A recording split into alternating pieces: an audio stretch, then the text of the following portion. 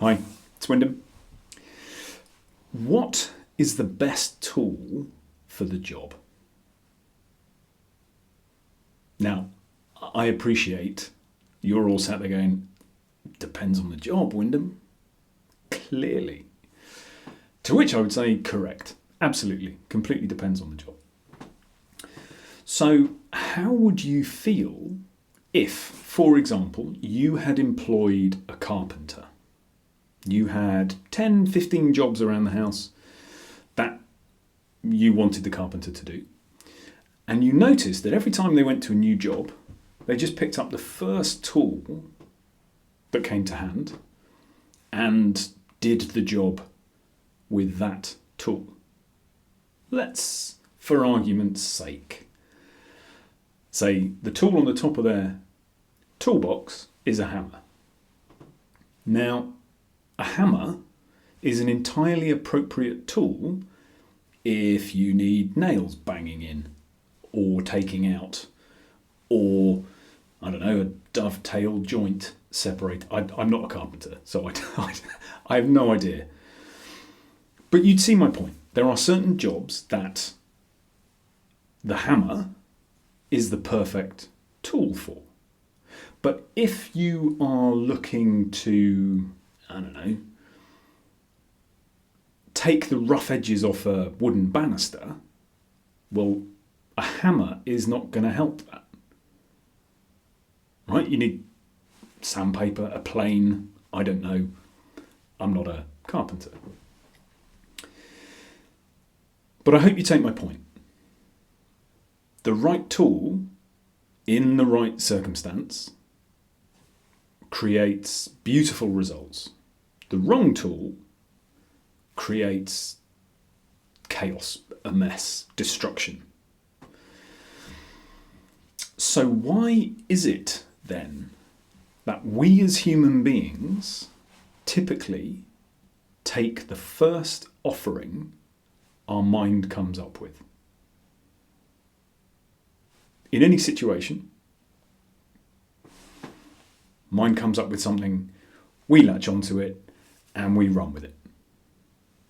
How many of you sit there when your brain comes up with an idea, where your mind offers you a thought,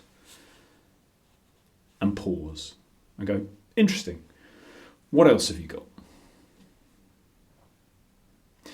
Because let's be clear, the brain and the mind are tools.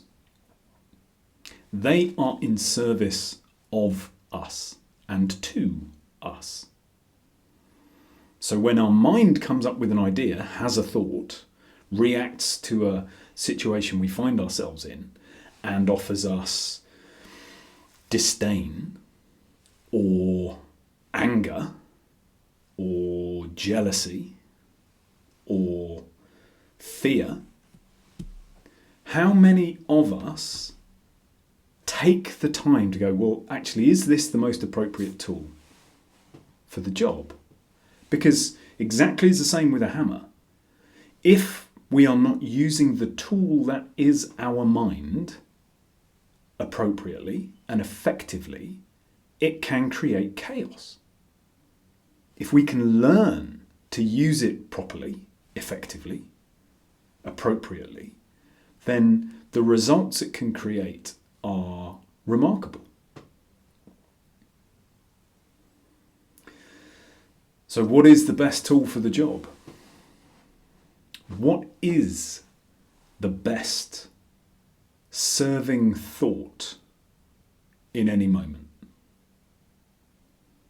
Because unless we are taking responsibility, we, the higher we, the I, the me, I am, unless that part of us recognizes its importance over our thoughts, we are just going to be guided and directed by our ego and our thoughts. But if we can sit there and say, well, that's an interesting option. Thanks very much. I appreciate you coming and offering jealousy. I'm not sure that's the most effective for me in this instance. What else have you got? We can task our brain to find something else for us. We do not have to accept the first thing it comes up with. So where in your last 5 days have you given yourself time? Have you paused and gone, "That's an interesting offer. Thank you, brain. Thank you, mind. It's an interesting thought. I'm not sure it's the best for right now. Can you give me something else?" Because when we learn to use our brain, our tool, effectively, we can shape our world. We can shape the opportunities that we have in front of us. We can shape our relationships. We can shape everything about us and how we interact with the world. I leave you with that. Over these next few days, pay attention to how much you are challenging your thoughts, how much you are taking control of your thoughts. How often over the next few days are you going to say to your thinking mind, "That's interesting, thank you for that. What else have you got?" I'm not sure that's appropriate here. I can see why, but no, not feeling it. What else have you got? Bring your awareness to it. Start to practice your own control. See where it takes you. I'll leave you with that. I wish you a peaceful and joyful few days, and I will speak to you soon.